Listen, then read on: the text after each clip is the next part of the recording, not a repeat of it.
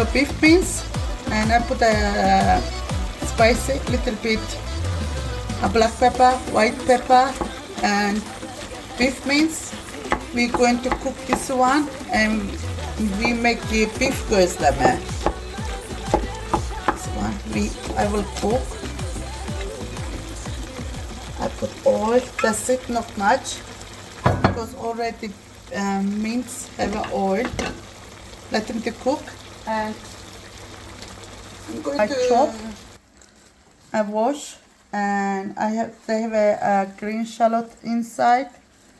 Green shallots inside, and this one have to I'm mixing this one cheese and green shallots, cheese and green shallot and spinach, and we mix together. This is we make into Gozleme.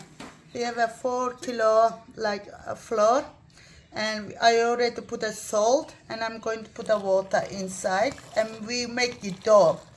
It's not really hard and not really soft.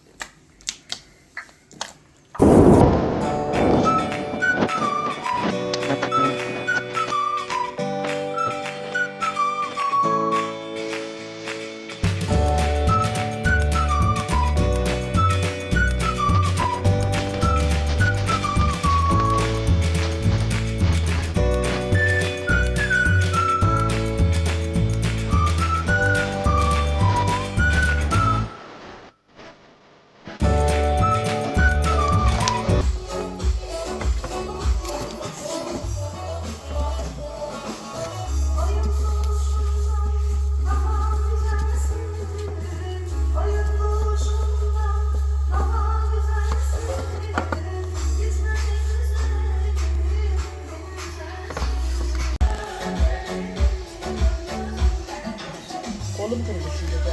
Benim kolum hiç ağrıyor.